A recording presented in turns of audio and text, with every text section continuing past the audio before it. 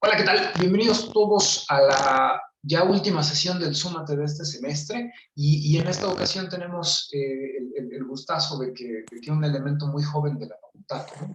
Lisbeth nos acompañe. Afortunadamente decidió aceptar la invitación para dar una plática y pues le agradecemos mucho, ¿no? Que haya aceptado. Adelante. Pues muchas gracias, Roberto, por la invitación. Y bueno, yo les voy a comentar una de las cosas que he estado estudiando en los últimos, ahora sí que en los últimos años, que son errores de medición, modelos para errores de medición y en particular el modelo oculto de Markov y cómo lo podemos utilizar en alguna aplicación muy sencilla. Eh, Nada más para... uy, ahora sí. Les comentaré un poco de qué es pues las cosas que utilizo, como son métodos de estadística bayesiana, qué tratan los errores de medición, un bosquejo general de qué son los modelos de Markov oculto o modelos ocultos de Markov, un ejemplo particular en unos datitos que nos encontramos, la propuesta de un artículo que ya publicamos y de los resultados de este artículo, ¿no? Es una aplicación muy sencilla en realidad. Primero, ¿qué es inferencia estadística o qué es lo que hacemos en estadística, no? En estadística tenemos un conjunto de datos, siempre partimos por una muestra aleatoria con alguna función de densidad de probabilidad y lo que nos interesa en estadística es hacer inferencias acerca del valor que pueda tomar este parámetro teta, ¿no? En la vida real no conocemos cuál es el valor de teta, no sabemos cuál podría ser el valor específico de teta, entonces necesitamos buscar como un sustituto que le decimos un estimador para este parámetro teta, ¿no? Un ejemplito muy sencillo es como el que muestro a continuación, que imagínense que tenemos una población y teta corresponde a la proporción de enfermos de esta población, ¿no? Con un ejemplo de juguete, diríamos, bueno, imagínate que examinas 10 sujetos y de estos 10 sujetos evalúas pues cuántos están enfermos, cuántos están sanos. Y esto, bueno, para los que hayan llevado un poquito de prueba, pues esto es una variable aleatoria con distribución Bernoulli y parámetro teta, ¿no? En la vida real este parámetro teta es desconocido, entonces necesitamos encontrar cuál sería el valor adecuado para teta y qué es lo que nos dedicamos a hacer todo el tiempo en estadística, ¿no? ¿Cuál es el mejor valor para teta o el mejor estimador para teta? Bajo el enfoque bayesiano, lo que nosotros hacemos es utilizar el teorema de Bayes. Y para obtener esta propuesta o este sustituto del parámetro teta, calculamos la probabilidad condicional de el parámetro teta condicionado a la muestra que nosotros observamos, ¿no? En el ejemplito de los datos son la muestra de nuestros 10 sujetos e identificando cuáles están enfermos y cuáles están sanos. Entonces, aplicamos esta regla de Bayes, este teorema de Bayes, y a estas probabilidades en específico les damos ciertas características particulares. Por ejemplo, en esta regla de Bayes, el denominador pues sería la distribución marginal de la muestra, que la podemos calcular a partir de esta integral, ¿no? Integral de Lebesgue en la mejor teta toma valores discretos o puede tomar valores continuos. Lo que está en el numerador, a la probabilidad de teta le llamamos distribución inicial o distribución a priori, y la probabilidad de X dada al parámetro teta sería nuestra verosimilitud, lo que todo el tiempo estamos hablando en estadística de la verosimilitud, que es la distribución de probabilidad de nuestra muestra, de nuestros datos, condicionado al parámetro o al vector de parámetros que tenemos.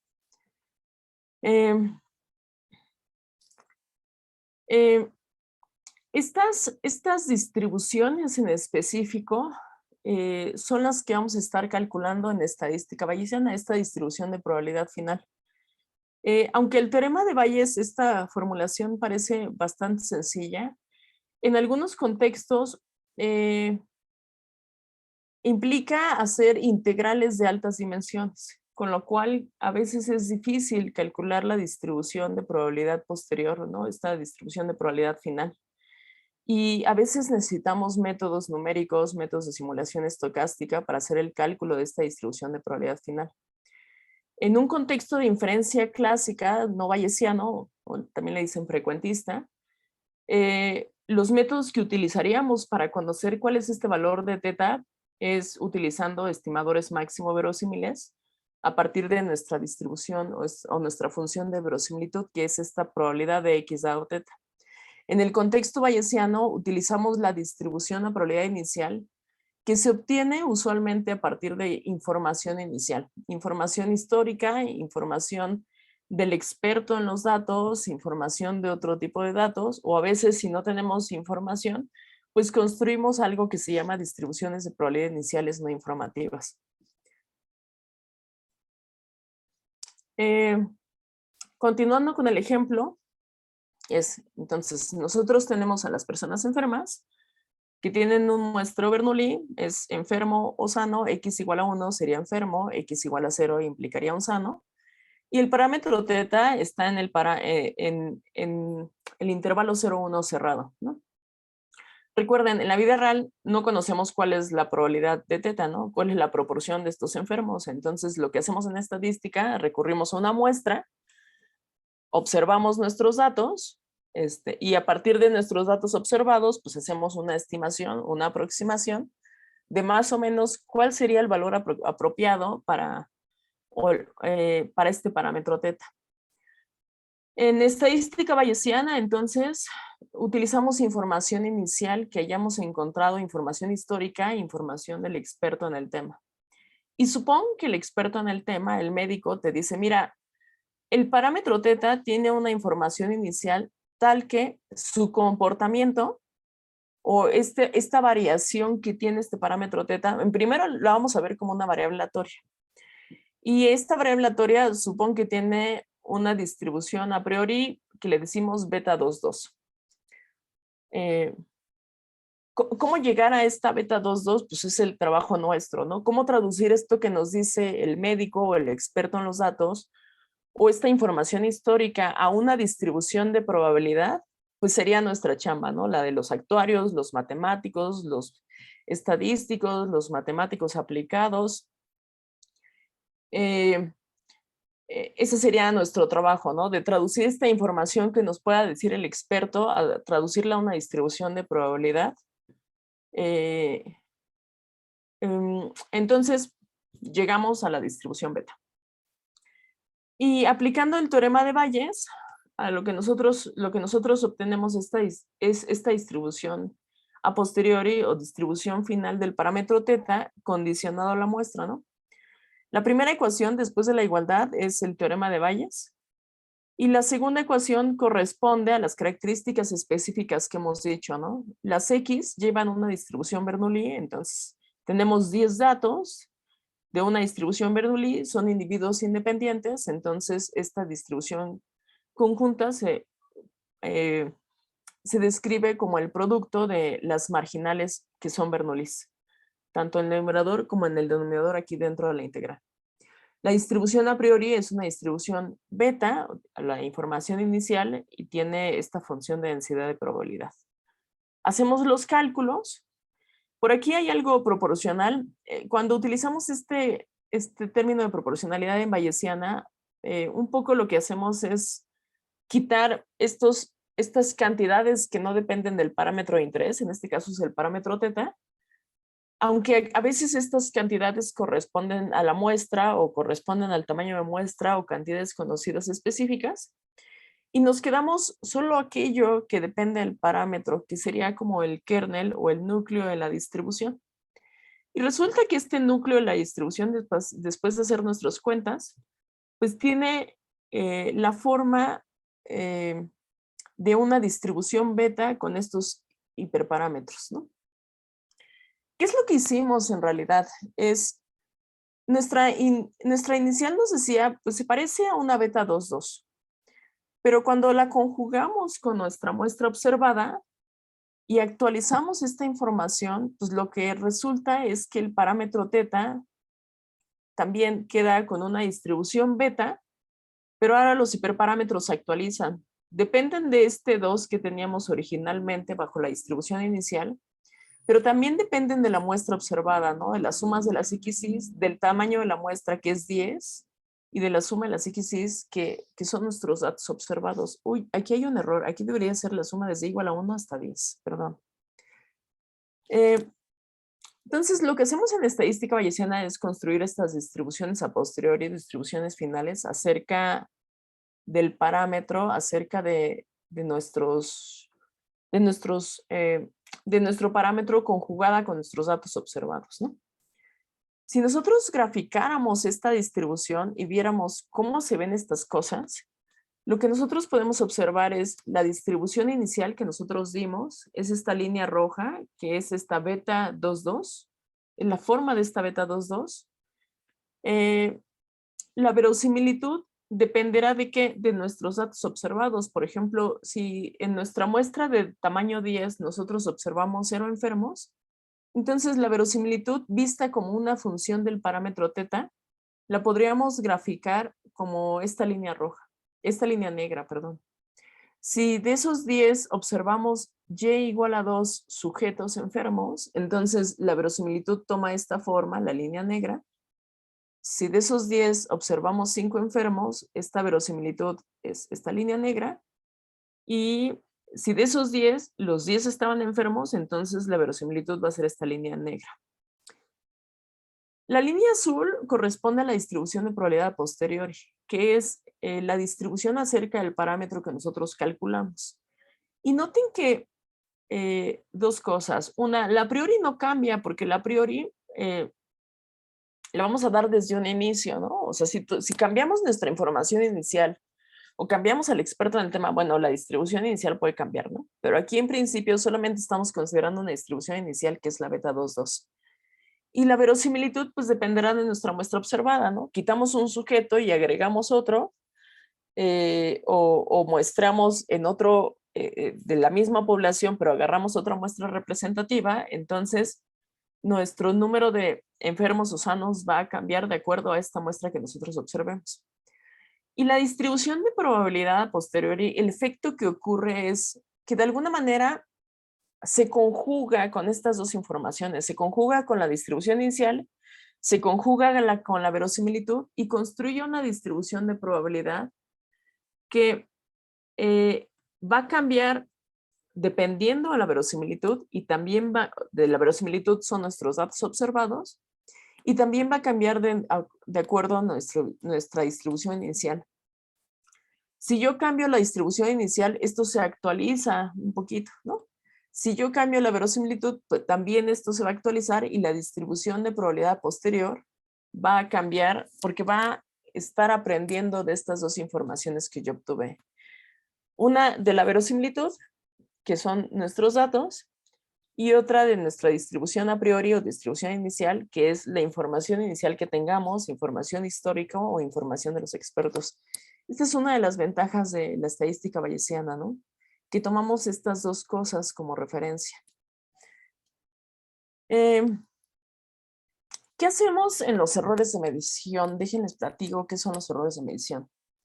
A veces, cuando recolectamos estos datos, esta muestra, a veces tienen errores de medición, ¿no? O sea, siempre suponemos una aleatoriedad en nuestros datos, pero a veces hay unos errores o incongruencias que nos hacen llevar a decir, bueno, a lo mejor se tomó mal el muestreo, a lo mejor el aparato no estaba suficientemente calibrado, el aparato de medición, o a lo mejor el experto en el tema que inspeccionó al sujeto, por ejemplo, no tenía tanta experiencia y no dio el diagnóstico tan preciso como debía haberse dado. Entonces, en la vida real a veces ocurren estos errores de medición. ¿Cuál es la alternativa principal, no? O sea, pues alguien diría, oye, pues si hay un error, pues vuelve a seleccionar tu muestra y pues ahora sí selecciónala sin error, ¿no? Pues sí, eso es lo que buscaríamos hacer siempre.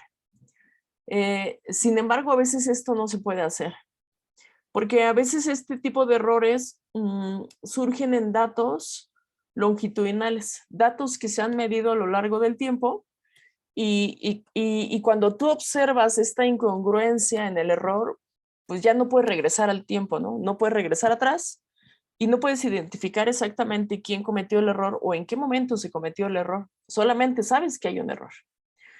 Si lo puedes corregir y decir, bueno, este no era así y cambio el datito y corrijo el error, pues lo hacemos, ¿no?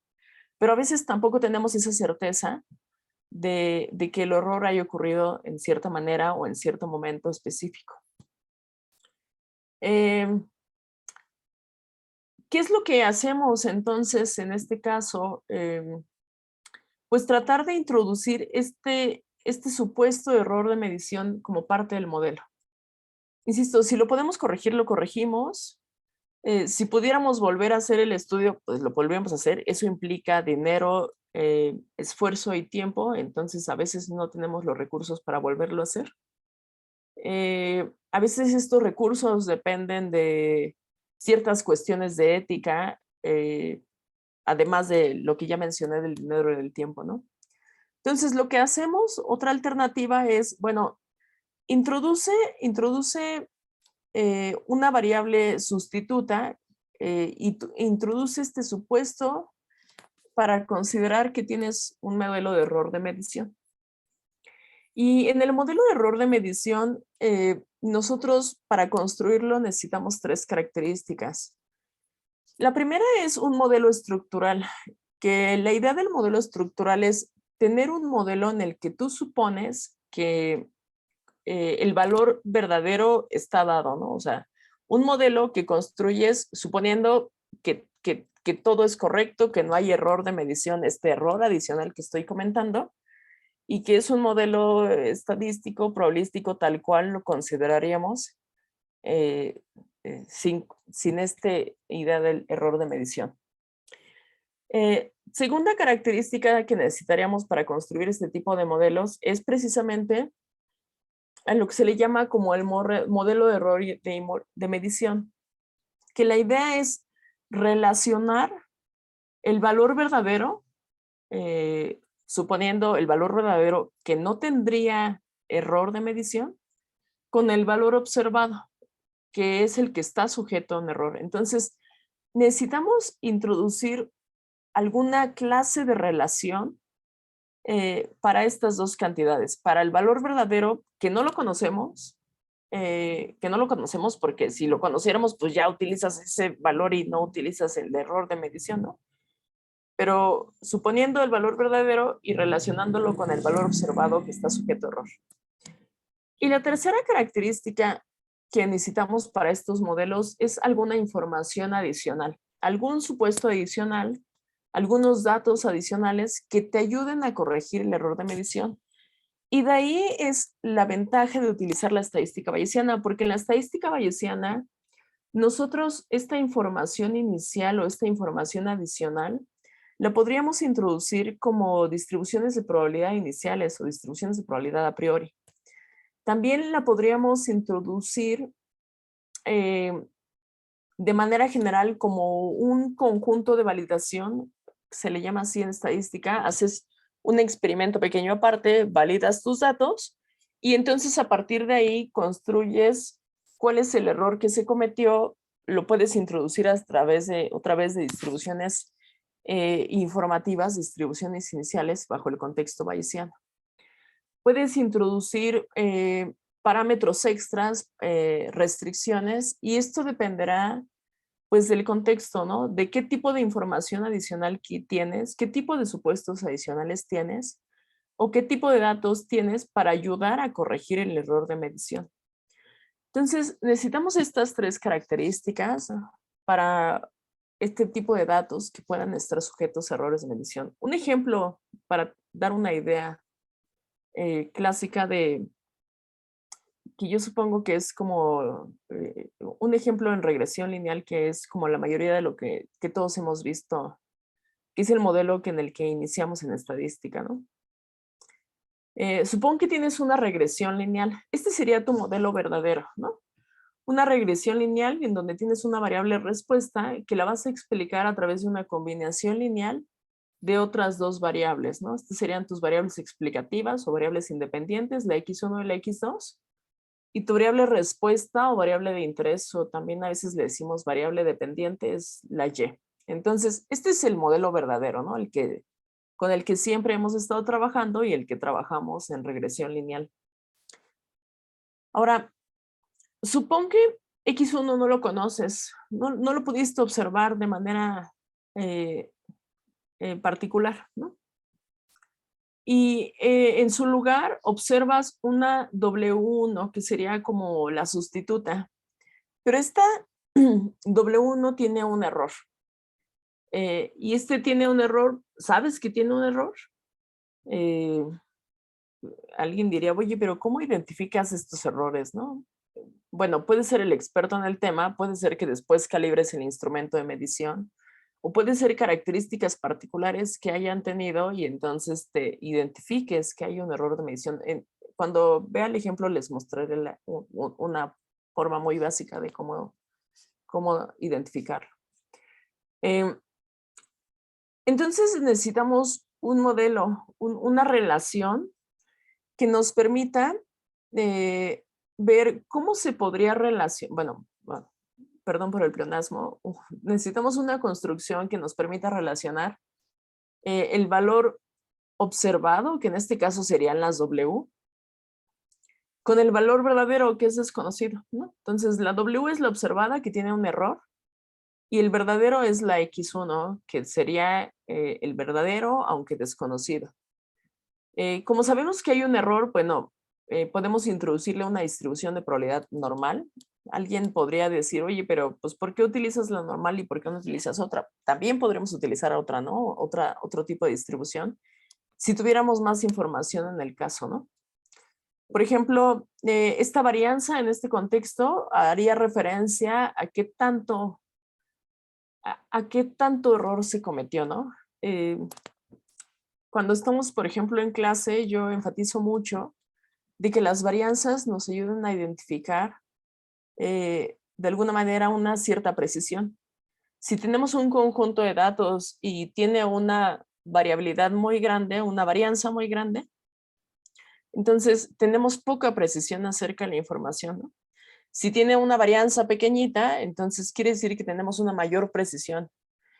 Y la variabilidad o esta dispersión nos lleva en este contexto, nos ayudaría a identificar qué tanto error se está cometiendo en este caso específico particular. La X1, otra vez, insisto, no la conocemos. En el contexto bayesiano, usualmente esta variable X1 la introduciríamos como algo que se le llama variables latentes. Son variables no observadas que les asignamos una distribución de probabilidad y que nos permiten, dentro de una estructura jerárquica, tener un modelo, bueno, jerárquico más completo y que nos ayuda a relacionar las características o las variables que tengamos.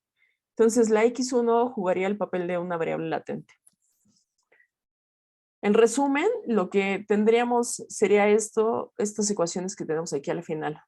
Primero, el modelo estructural, que era lo que mencionábamos, era la regresión lineal con la X1 y X2 verdaderas. La X2 suponemos que sí es conocida. La X1 no la conocemos, pero le podemos asignar una distribución de probabilidad y ponerle una estructura latente y considerar que es una variable latente. El modelo de error de medición que me permite relacionar la W, que es la que sí observamos, que está sujeta a error, con la no observada, que sería la verdadera X1. Y la información adicional en este contexto sería la distribución normal con esta varianza, ¿no? Si le asignamos una varianza grandota, pues entonces implicaría que tenemos mayor error, una varianza pequeñita, tenemos menor error. Y en tal caso, este podría entrar también como un problema de estimación, ¿no? La idea aquí, en este ejemplo sencillo, es que la sigma cuadrada, esta que dice sigma cuadrada de error, entraría como un valor conocido. El objetivo y los efectos de este tipo de modelos con errores de medición es que nosotros podamos corregir este error de medición. Si no lo corregimos, lo que resulta es que las estimaciones son más débiles, son más imprecisas, pueden tener varianzas más grandes, las estimaciones o los parámetros estimados pueden estar sesgados. Entonces, la idea de introducir este supuesto adicional de esta estructura con error de medición es tratar de corregir un poco la estimación de los parámetros. Un poco, no va a mejorar completamente, esa es la verdad, pero de alguna manera se corrige un poco, las estimaciones resultan menos sesgadas, con varianzas menos grandes, y ayuda un poco a la estimación del modelo verdadero. Bueno, les platico del modelo de Markov oculto. Este modelo de Markov oculto, y al final voy a combinar todas estas cosas que les estoy platicando, ¿no? En el ejemplo. Este modelo de Markov oculto es un modelo que entra dentro de los modelos gráficos probabilísticos, también entra como en la clasificación de las redes bayesianas. Y la idea es que tenemos un conjunto de datos observados, Y1, Y2, Y3, Y4, que usualmente están medidos a lo largo del tiempo. Están medidos a lo largo del tiempo de manera secuencial. Y resulta que hay un nodo oculto o valores ocultos que también están relacionados de manera secuencial, pero este nodo oculto, pues, como su nombre lo dice, no lo vemos, ¿no? No lo vemos y lo que alcanzamos a ver son las Ys, son los valores observados. Este nodo oculto va a cumplir con la propiedad de Markov, de ahí el nombre que sea un modelo de Markov, porque va a cumplir con la propiedad de Markov. Usualmente trabajamos con la propiedad de Markov de primer orden. Se podría poner un orden mayor, dificultaría un poco las estimaciones, pero es posible. La mayoría de los modelos cuando lo presentan trabajan con la propiedad de Markov de un orden. Y la idea es que lleves una estructura de dependencia a lo largo del tiempo y de dependencia con respecto a las variables que se observan. Entonces, lo que observamos aquí son las Ys, lo que no observamos son las Cs, que serían los nodos ocultos, pero hay una estructura de dependencia a lo largo del tiempo y además las Cs cumplen con la propiedad de Markov.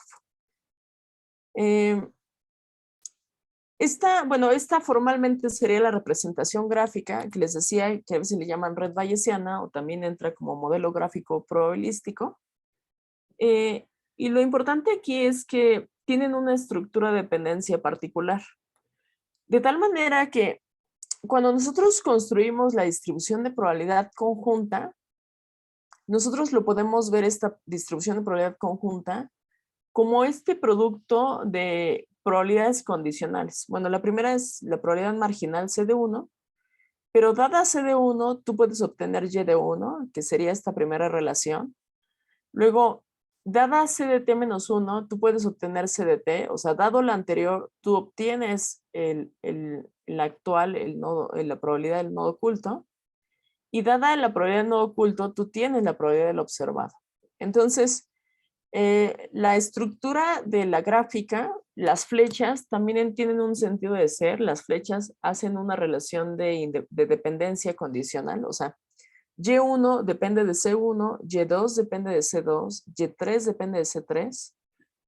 También así de manera análoga, C2 depende de C1, C3 depende de C2. Condicionado a C2, C3 es independiente de C1, etcétera, ¿no? Condicionado a C3, Y3 es independiente de C2. O sea, la idea de la estructura de estas flechas y el sentido de las flechas da un sentido de dependencia condicional o independencia condicional. Esto también entra, este tipo de modelos también entra como un caso particular de una cosa que se llama modelos de espacio de estados. ¿Por qué como caso particular? Porque en el modelo de espacio de estados se trabaja en espacio continuo y en el modelo de Markov oculto se trabaja en espacio discreto. Después, he de confesar que después de que trabajé con estas cosas, el modelo que les voy a presentar bien podría llamarse modelo de espacio de estados, ¿no? porque por ahí trabajamos en el espacio continuo. Bueno, un ejemplo sencillo, la idea. Este es un ejemplo además me lo encontré en los datos, está en un paquete de R. Y lo utilizamos, por ejemplo, para la propuesta del modelo. La idea este aneurisma aórtico es una dilatación localizada y permanente que ocurre en la aorta y es causada por una degeneración progresiva de su pared. Debe ser monitoreada y para ver si esta crece o no crece. Y el diagnóstico usualmente se hace a través de no recuerdo si rayos X o imágenes, pero lo que se revisa es el diámetro de la aorta, ¿no? Entonces, la enfermedad es propensa a errores de medición debido al ultrasonido o a su manejo.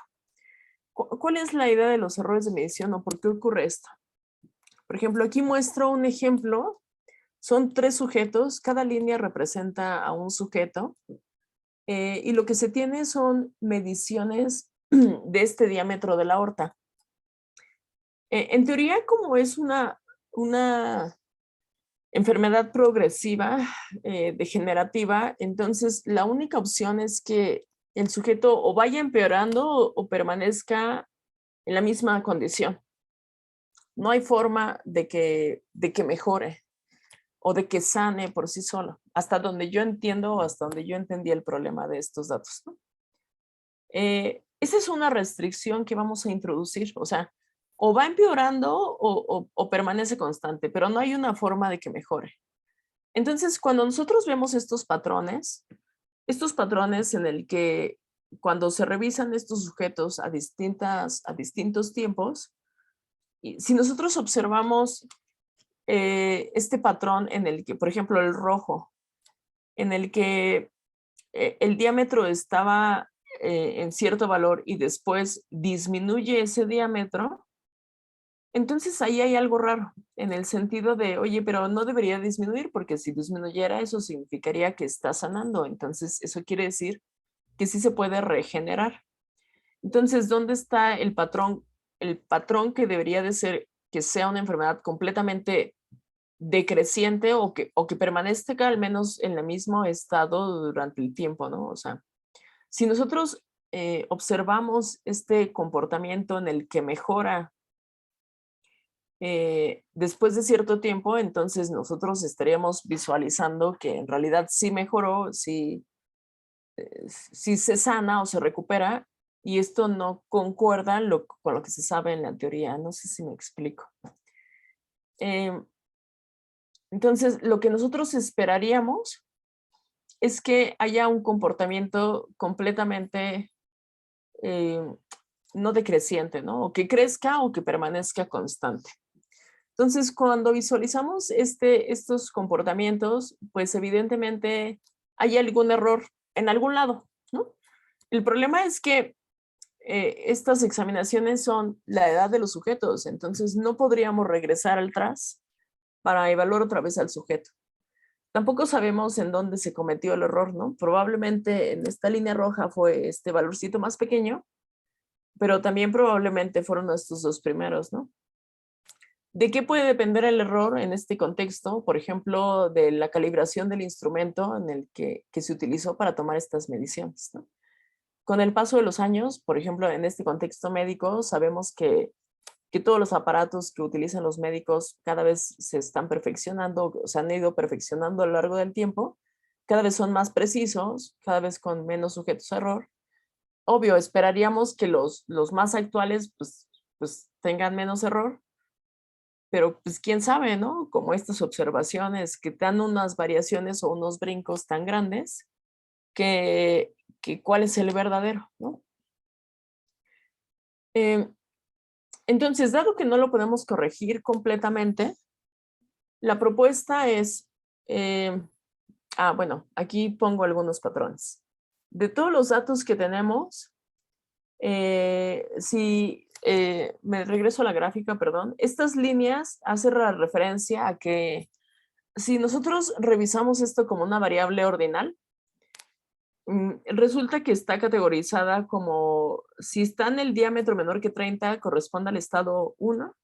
Si está entre 30 y 45, corresponde al estado 2. Si está entre 45 y 55, lo categorizan como el estado 3. Y después del 55 corresponde al estado 4, ¿no? Estos estados de gravedad de la progresión de la enfermedad. En muchos contextos, esta es una práctica común que utilizan los médicos o también en otras áreas, ¿no? Que aunque tienen un valor continuo, pues lo categorizan en ciertos estados para determinar la progresión. Entonces, si lo vemos de esta manera, lo que me estaría diciendo es que nosotros podemos ver como nuestra matriz de transición de pasar del estado al tiempo K-1 al tiempo K. Entonces, notaríamos estos comportamientos, ¿no? Que, por ejemplo, que pasó del estado 2, 48 sujetos pasaron al estado 1. Y eso es incongruente, ¿no? Si consideramos lo que mencionaba de que la enfermedad debe ser completamente degenerativa, entonces no debería de haber, no debería de sanar y pasar al estado 1. Entonces, eso lo vamos a utilizar como una restricción en nuestro modelo de error de medición.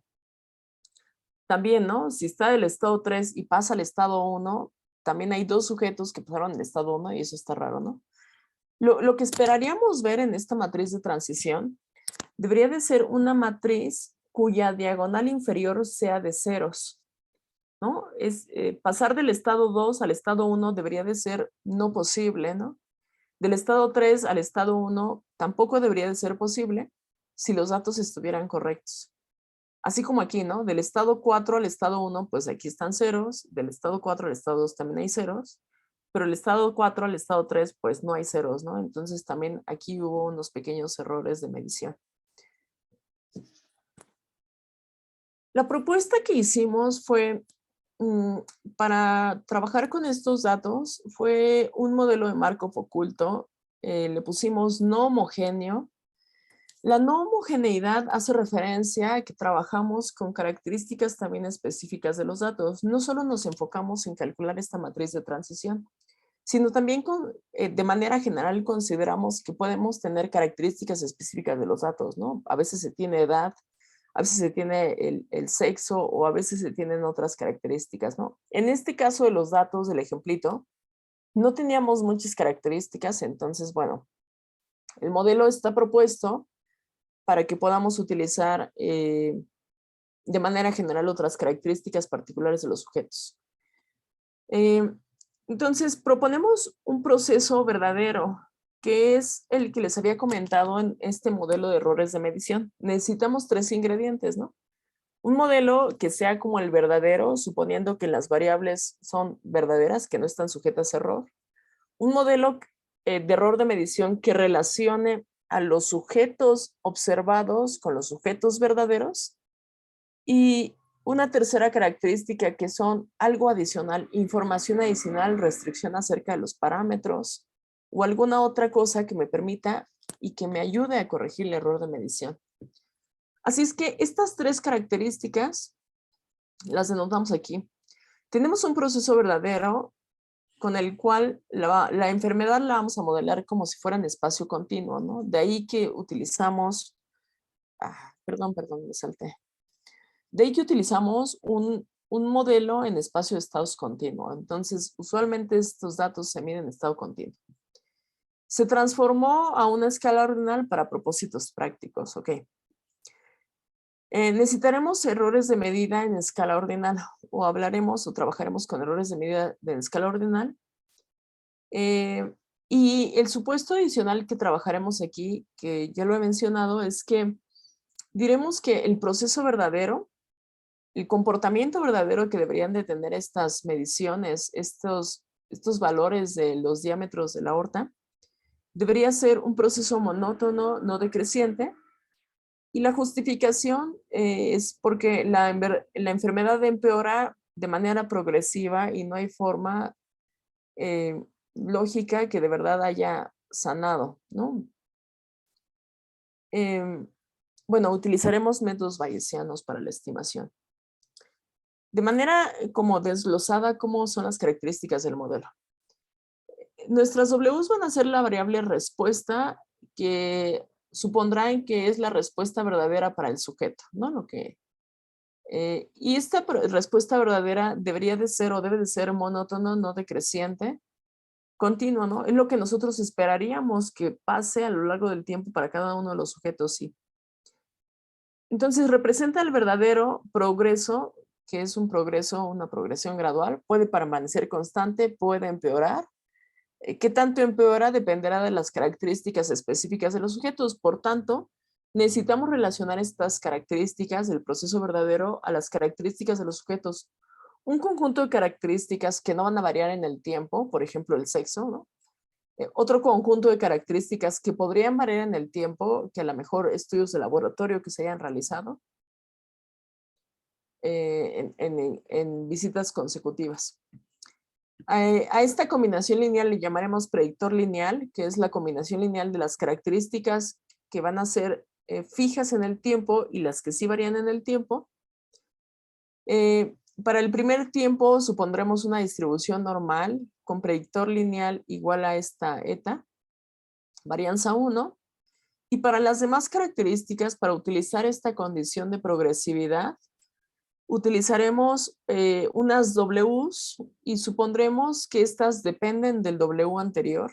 Esto es algo que nos ayudará como en el contexto del proceso de Markov, que condicionado al tiempo anterior, yo voy a obtener una distribución de probabilidad del tiempo actual. A esta le asignaré una distribución normal truncada. La restricción es que la WK siempre debe de ser mayor o igual a la WK menos 1. Esto es muy discutible, ¿no? En el sentido de decir, oye, pero pues, ¿por qué utilizas normales? ¿Podrías utilizar otra distribución? La idea es que sí, podríamos utilizar otra distribución. El que hayamos utilizado las distribuciones normales es porque facilita un montón los cálculos, esa es la verdad. No hay una justificación teórica formal para decir, bueno, utilizamos normales, ¿no?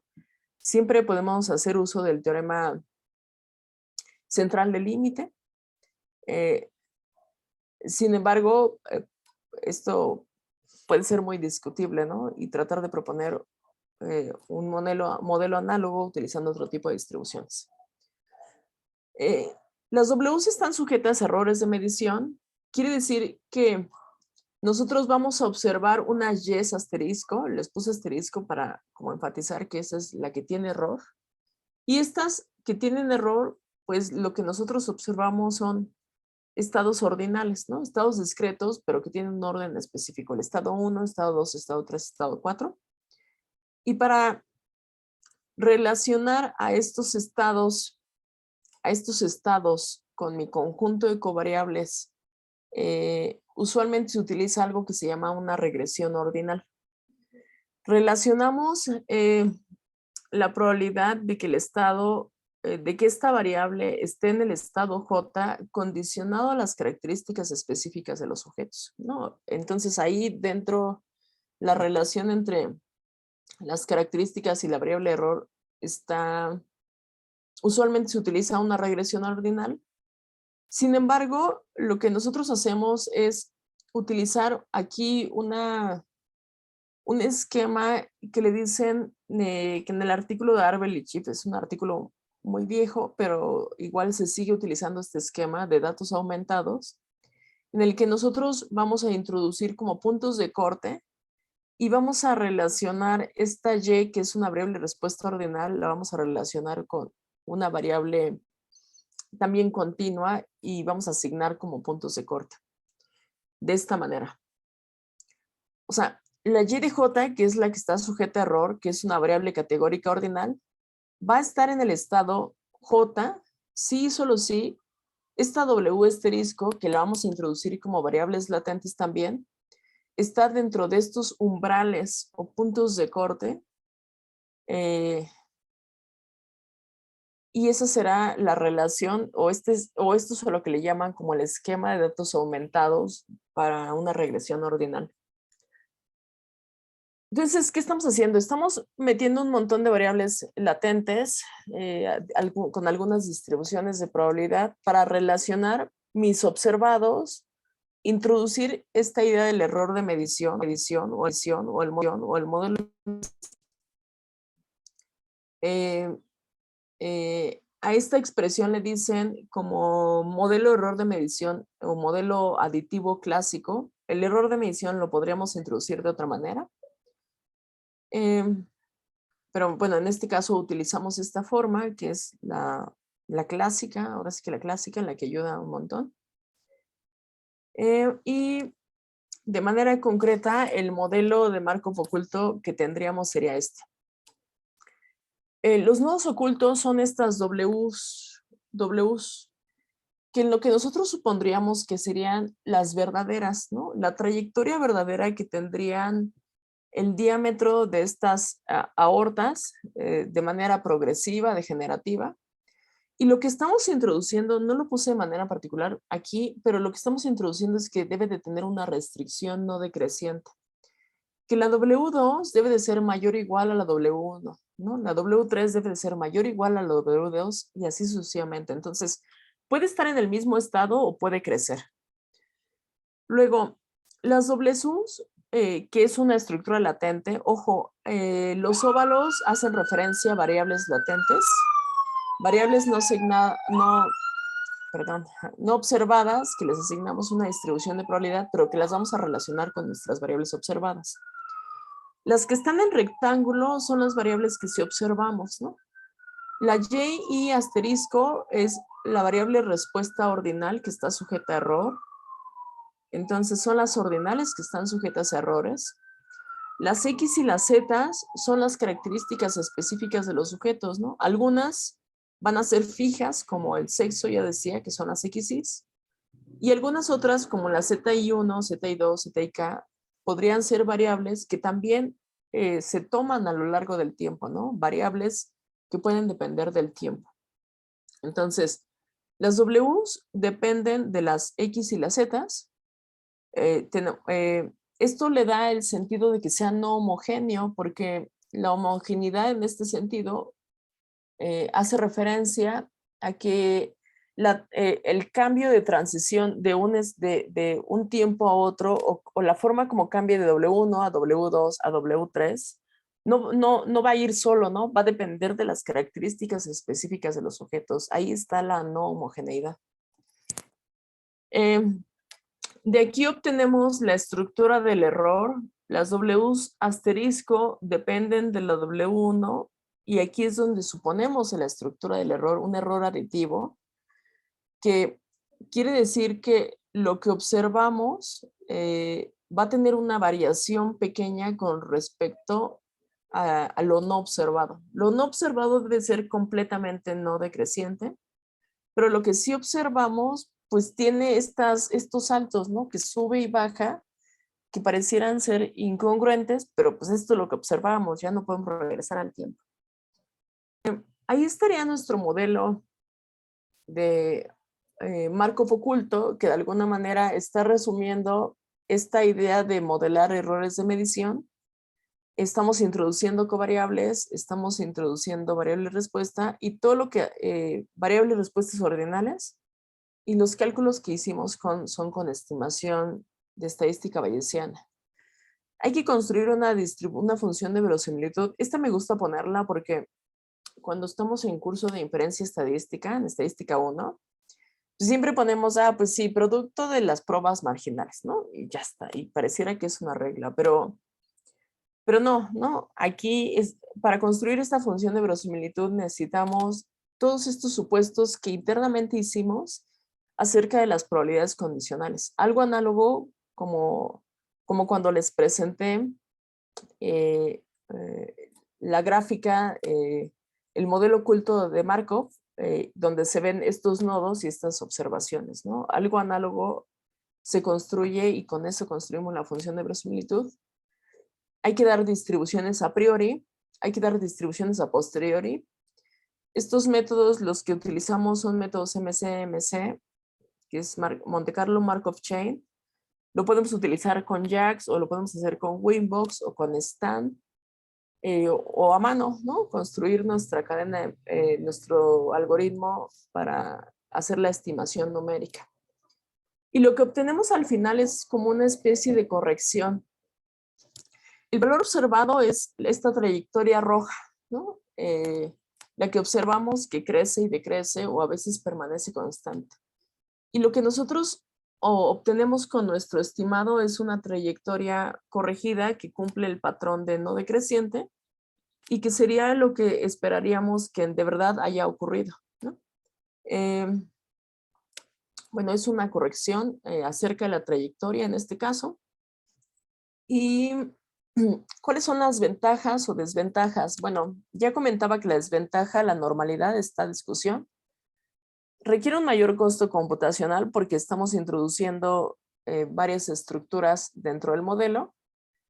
Las ventajas, pues el ajuste del diseño es más apropiado de acuerdo a lo que es real, ¿no? Consideramos esta idea del error de medición porque esto nos permite corregir estimaciones o corregir trayectorias. Y la trayectoria en este caso es la progresión de la enfermedad. En este caso particular, la forma en cómo introducimos esta corrección es a través de la restricción de que sea mayor o igual a, ¿no? Que la W1, W2 sea mayor o igual a W1, W3 sea mayor o igual a W2. Así es el supuesto adicional que nosotros introducimos, en este caso particular. No es necesario más información inicial acerca de los errores, pero sí fue necesario introducir este supuesto.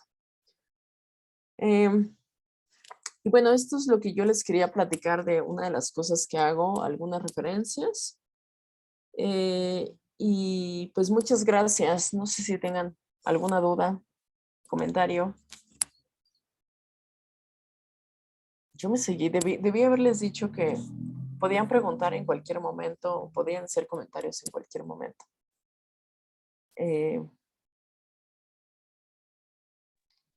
Bueno, espero que esta plática les pueda interesar un poquito. Tengo una pregunta. Dime. Eso está muy distante de lo que yo hago, pero mientras explicabas tanto el ejemplo, ¿no? como la parte técnica, se me vino a la mente recientemente, ¿no? con el asunto de la pandemia. Al principio se hablaba de curvas y de proyecciones y de cosas de este estilo, incluso en las conferencias de salud, ¿no? Al principio de la pandemia. En algún momento el subsecretario dijo, y todo eso se quedó grabado, ¿no? Que 60,000 muertes sería una cifra catastrófica, si no mal recuerdo, ¿no? Y una vez que se rebasó esa cifra, continuamente reproducían la grabación, ¿no? Y le recordaban que ya habíamos sobrepasado por mucho la cifra catastrófica. Y la opinión de la gente que no es matemática era que había sido un mal manejo, ¿no? Un terrible manejo de la pandemia. Pero ahora que estoy viendo estos modelos, bueno, ahora que vi tu presentación, me surgió la duda de si pueden ser errores matemáticos, o sea, bueno, de los expertos o errores del modelo o algo así, o sea, el considerar cierta cantidad catastrófica, sí es una interpretación posible, bueno, los expertos lo dijeron mal o bueno, yo esperaría que no sea error de los expertos, ¿no? Para eso es nuestra chamba y tratamos de hacerlo lo mejor posible. Lo que sí es verdad en este contexto que me estás diciendo es que había un subconteo bastante importante, ¿no? Y este subconteo es otra cosa, ¿no? Porque una cosa es, bueno, a partir de los datos que están recopilados, eso es lo que yo observé. O sea, eso sí lo podrías ver como un error de medición. Este es lo que yo observé, este es el conteo que yo observé. Pero yo sé que hay un subconteo, ¿no?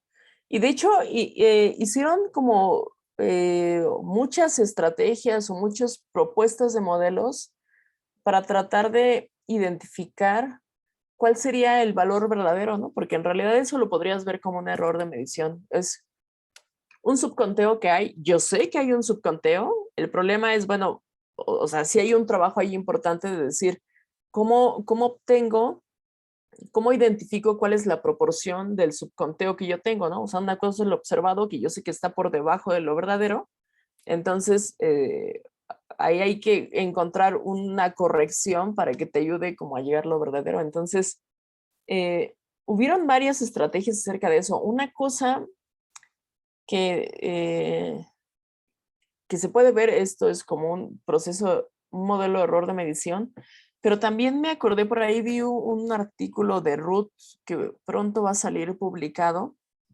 en el que para este trabajo de COVID también utilizaron modelos de Markov ocultos.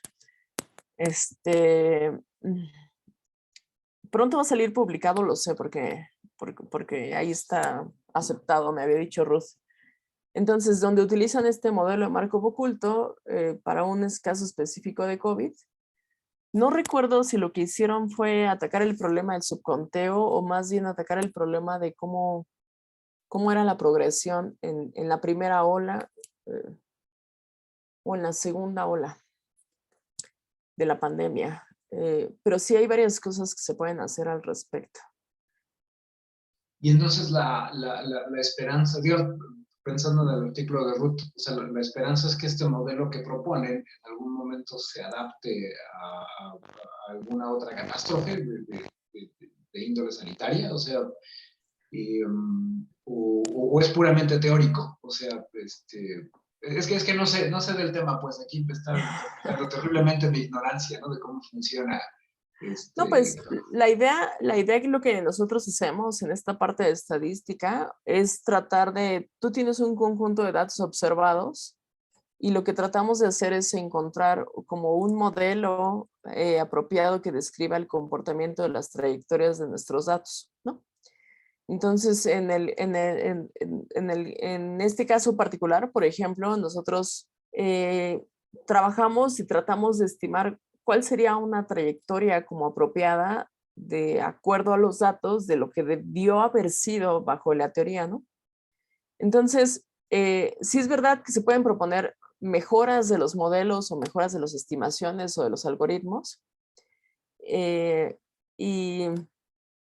Y bueno, ese es como el trabajo que hemos estado haciendo en esta parte. Pues muchas gracias. Esa era mi duda. Gracias. No sé si respondí bien o no, pero bueno. No, bueno, Sí, al menos. No, gracias a ti. ¿Alguna otra pregunta o comentario por parte de los asistentes? Hola, ¿qué tal? Sí, yo también tengo una pregunta. Hola, doctora, buenas tardes. Buenas tardes. Yo tengo una duda. Por ejemplo, a veces uno tiene como contextualizados un error cuando se ve evidentemente un dato atípico, ¿no?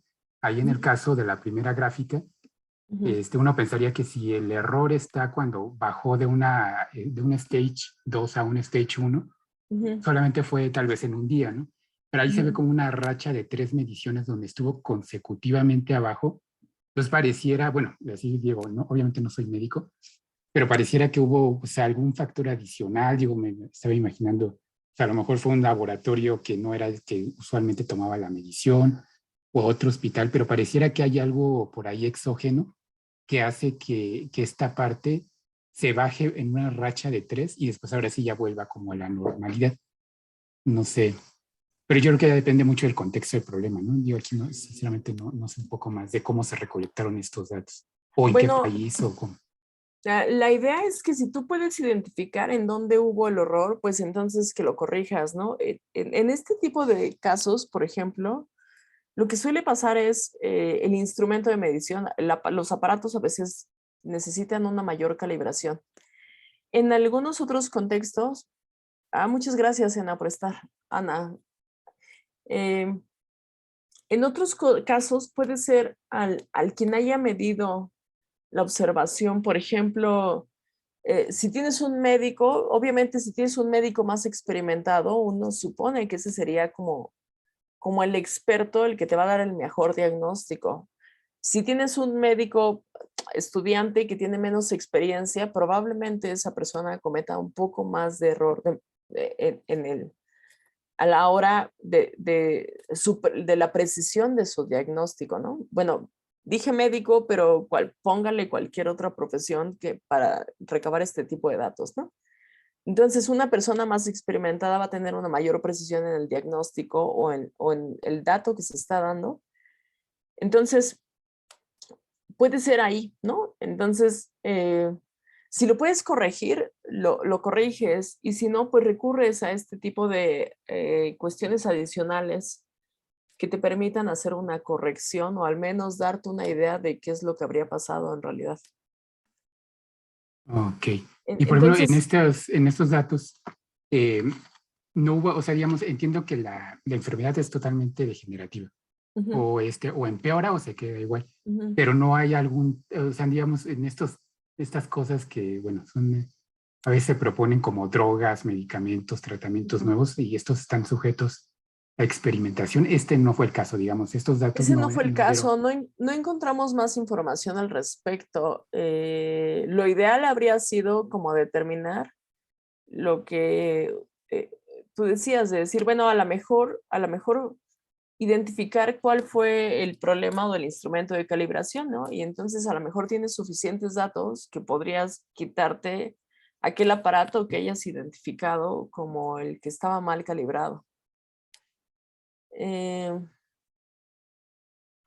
Em, no sé, en este contexto no tuvimos más información de los datos. Bueno, lo intenté buscar, no son datos míos, la verdad que los saqué por ahí. O sea, me los encontré, me gustó como ejemplo y lo utilicé para el ejemplo y están en R, me parece, en un paquete. De acuerdo. Muchas gracias, doctora. Muchas gracias. Bueno, algún libro de Bayesiana. Alguien preguntó un libro de Bayesiana y procesos estocásticos. Bueno, el libro de Bayesiana clásico es el de Bernardo y Smith, ¿no? Es el que todos utilizamos como la Biblia de estadística bayesiana, aunque puede ser bastante teórico. Entonces, eh, recientemente ha habido como otros libros, pero dependiendo lo que estés utilizando. Por ejemplo, hay un libro de Robert y Casella que está muy enfocado a los métodos computacionales que necesitas en Bayesiana. Es de la serie Use R de Springer y me parece que se llama Markov Chain Monte Carlo Methods. Y ese podría servir muy bien para esta parte de la simulación estocástica y los algoritmos de estadística bayesiana. Hay otros libros, o sea, creo que no hay un libro que yo podría recomendar que diga, estudia este y ya con este tienes suficiente, ¿no? Más bien, hasta lo que hago en mis cursos es, bueno, para esta parte, este libro está perfecto, para este otro, este libro está perfecto, ¿no? Ya lo comenté, para la parte teórica, muy teórica es el libro de Bernardo y Smith, pero también que se llama algo así como The Core of Bayesian o Bayesian Choice. Eh, si lo buscas como libro de Robert Bayesiana, ese también es bastante bueno para la parte teórica de la inferencia y del paradigma bayesiano.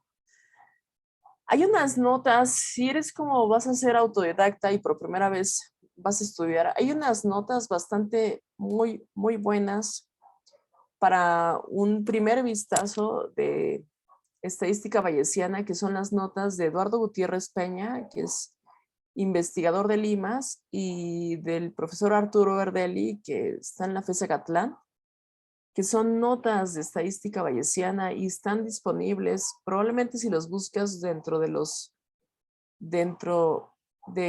archivos de la FES Acatlán, los puedes encontrar por ahí.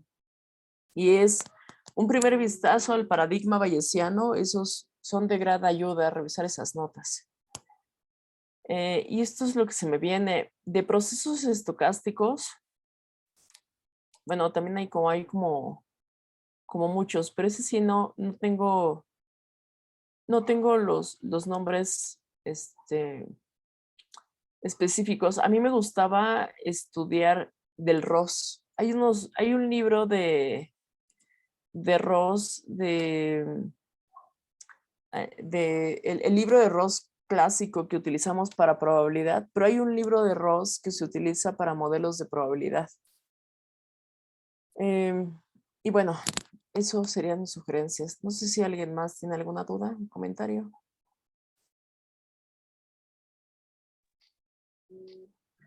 Pues parece que no. Entonces, no nos queda más que agradecerte, Lisbeth. Muy buena plática, muy interesante y eres muy buena expositora.